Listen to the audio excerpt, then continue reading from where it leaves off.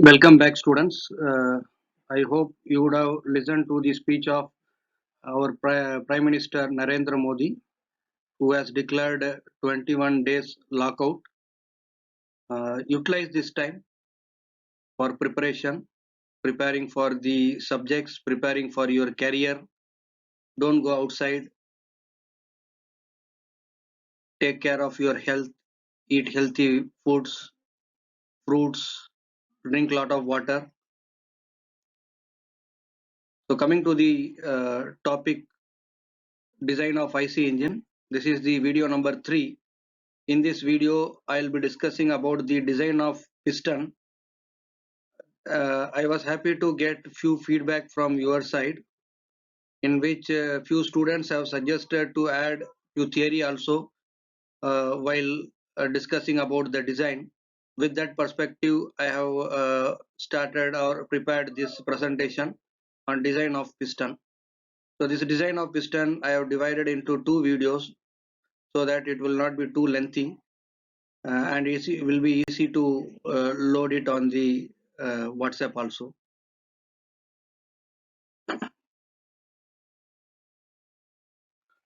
So as per the design of piston, the main function of the piston is to transfer the pressure generated by the burning air fuel mixture into force acting on the crankshaft.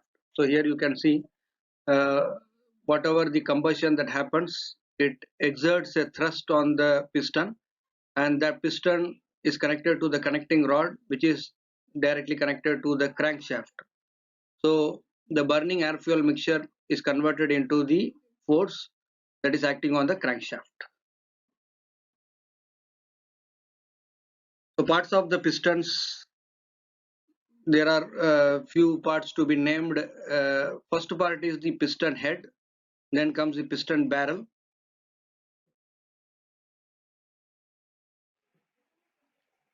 then we have the compression rings, oil control rings, piston pin boss, ribs, and piston skirt. So we'll be designing all the parts which has been highlighted. So before going to the design, there is one important question often asked in the chapter, that is the desirable properties of piston materials. Yes, of course, most of the properties are known. So first of all, the piston material selected should have a high strength. They should be having a heat resistance to withstand high temperature. Then it should be lightweight to minimize the inertia forces. So it should have a good thermal conductivity so that the heat can be quickly dissipated from piston to the cylinder valve. It should have a low coefficient of thermal expansion. Uniform thermal expansion should happen in the area throughout the piston. So it should have a high wear resistance because the surface of the piston will come in contact with the cylinder walls. So low coefficient of friction. And finally, it should have a good bearing properties. So these are the desirable properties of a good piston materials. So if we consider the materials used for the piston, the material wise it is classified into 3 topics. One is the cast iron, second is the aluminum alloy, and the last one is alloy cast steel and alloy forged steels. All have their own advantages, disadvantages, and uses. So if we consider the case of cast iron, it has a very good strength, and being brittle, it has a very good wear resistance too, and has a low coefficient of thermal expansion.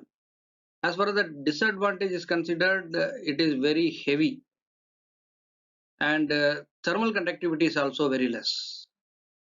So mostly they are used in moderate power engines. So when I say moderate power engines, that means the piston speed is less than 6 meter per second. So all the moderate power engines, cast irons are used. And for heavy engines, we used aluminum alloys. So aluminum has its own advantages. So it has lightweight, and it has a good thermal conductivity. And if we give a coating of aluminum oxide or tin on aluminum, it improves the wear property also. So we can improve the wear property by adding some alloying materials. The main disadvantage is reduction in the strength when the temperature goes high, and high coefficient of thermal expansion. These are the two drawbacks related to the aluminum alloys. So as I stated, the use will be for heavy duty high speed engines where the speed of the piston will be more than 6 meter per second. So generally they are used in high speed CI engines and in the aircraft engines. So the last one is alloy cast steel, which is used in automotive engines, and forged steels, which are used in aircraft engines. So directly we'll take a problem. In this topic, I will be discussing the problem along with the theory associated. So here is the problem statement. Design a cast iron piston for a single acting 4-stroke diesel engine with the following data. Cylinder bore is 300 mm, length of the stroke 450 mm, speed is 300 rpm, indicated mean effective pressure is 0.85 megapascal, maximum gas pressure 5 megapascal, fuel consumption is 0.3 kg brake power hour, calorific value of the fuel, it is a diesel, so it is 44,000 kilojoules per kg. Clearly state the assumption of suitable data if required. So here the problem is straightforward and there are many data which are missing. So in university question also you may get a question of this type, and it is clearly told that clearly state the assumption of suitable data if required. So for solving the problems related to the piston, there are few data which has to be known and should be memorized.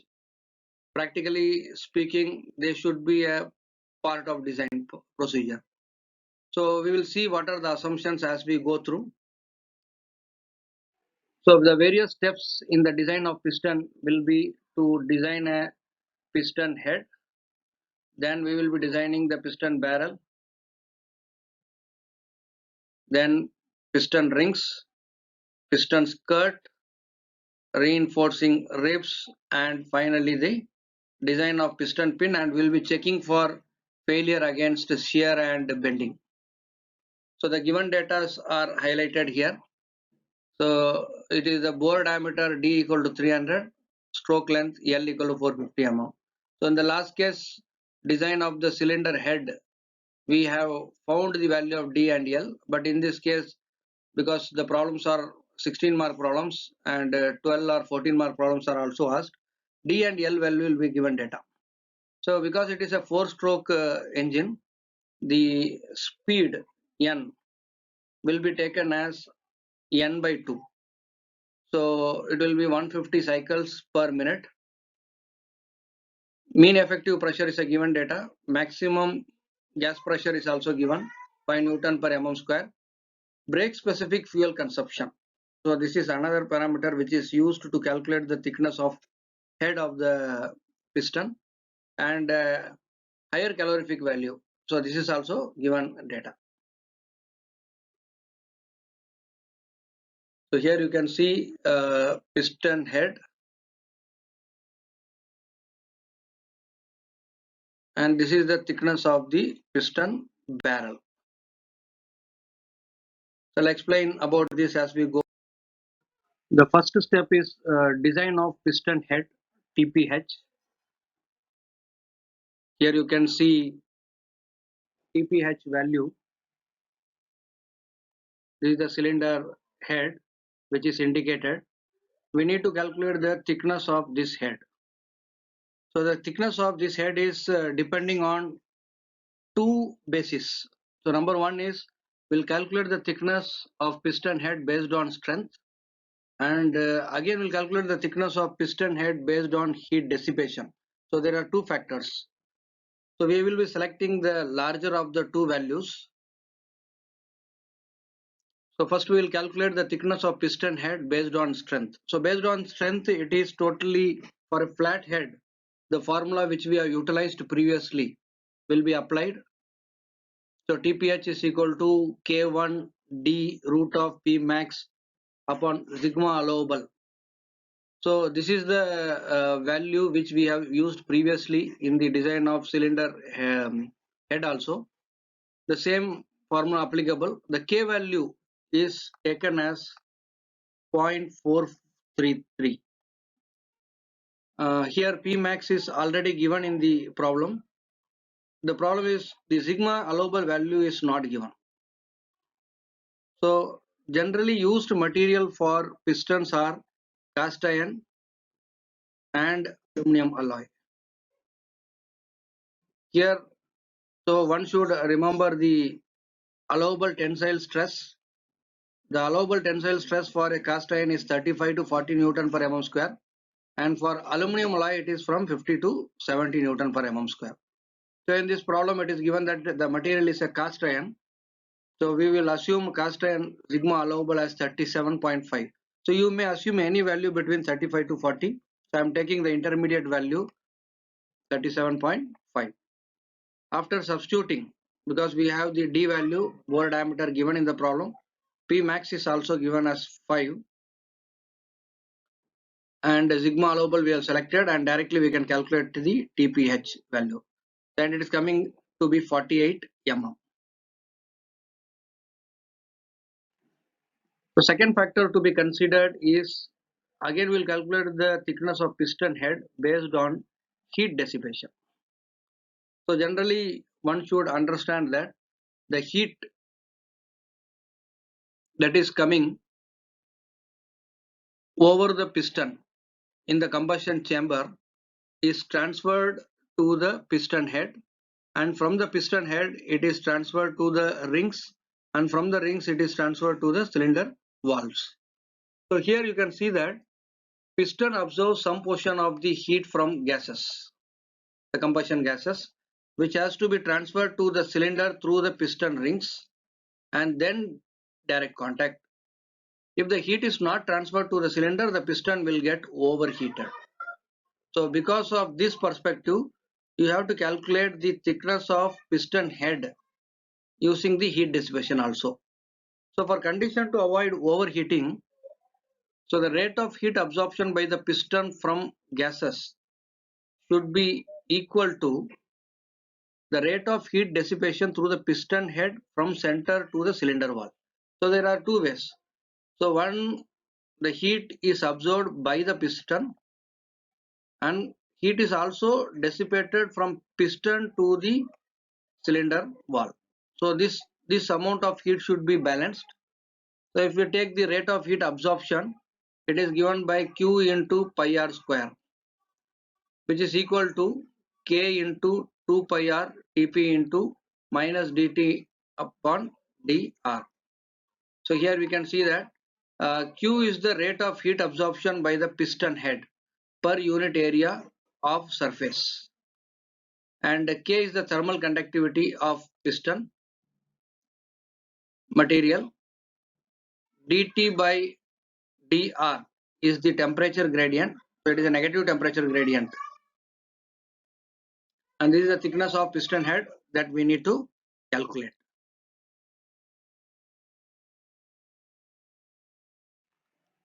So the Q can be written as product of rate of heat generation and fraction representing of heat absorbed by the piston head divided by the area of the piston head. So here the rate of heat generation is again written as, rate of heat generation is nothing but mass flow rate of the fuel into higher calorific value. and the fraction representing part of heat absorbed by the piston head is kept as it is, and this mass flow rate of fuel, which is nothing but brake specific fuel consumption, the product of base brake specific fuel consumption and the brake power. These two data are, the brake specific fuel consumption is given, and brake power is to be found out, and HCV is also given. Fraction representing the part of heat absorbed by the piston head has to be assumed. So finally we get the equation, simplified equation, where Q is equal to brake specific fuel consumption multiplied by the brake power, higher calorific value of fuel, and this is a fraction x. Generally the fraction of x is taken as 0.05. So we can assume that 5% of the heat is absorbed by the piston head. We can assume in that perspective also. So x is taken as 0.05, and area is the cylinder head area. So it is pi d square by 4.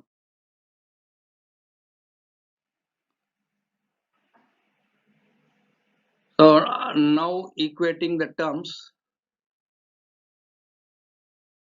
So the equation is split in such a way that the temperature part to the one side and the other constant to the other side, and we get this equation. So by applying the boundary condition, so boundary condition is at a distance, r is the distance of the piston from the center. So when r is equal to 0, t is equal to tc, and at r is equal to d by 2, that is the outer surface of the piston, t is equal to to. So applying this, we get this equation after integration, and I can calculate what is the TPH value, because all other data are unknown data. So here there is a temperature difference, Tc minus To. Again, that is a crucial point. So that has to be obtained from this table. So when we solve the problem, the difference in the temperature will not be given, and depending on the material, we have to select this one. So for a grey cast iron, the del T value is taken as 220, and K is 46.5. So we have to assume this data also. So finally we arrive at the formula TPH is equal to fraction of the heat absorbed x, product of x, brake specific fuel consumption, brake power, higher calorific value, upon 4 pi k del T in meter. So TPH we obtained from the based on strength, and this is TPH we obtained from the heat dissipation. We'll compare these two TPH, and whichever is larger, we take that as the TPH value. So this is the final form. So as I told you, in this problem, brake power is not given, so we have to calculate the brake power. It is the same formula which we have used to calculate the thickness of cylinder head. In that brake power formula, we have arrived at this formula, and here all the data are there except the mechanical efficiency. So mechanical efficiency we will assume as 0.8, and all other data are available, and after substituting we get the brake power as 54.075 kilowatts. And here the brake specific fuel consumption, generally they are given in kilowatt hour, that has to be converted into kilowatt second. So here we have converted by dividing by 3600, converting R into second, and all other values are available. and as indicated previously, we'll be taking the K and del T for a cast iron, and after substituting we get the thickness of piston head through heat dissipation as 78 mm. So comparing the two cases, we get 78 through heat dissipation as the highest value, and we'll select the TPH equal to 78.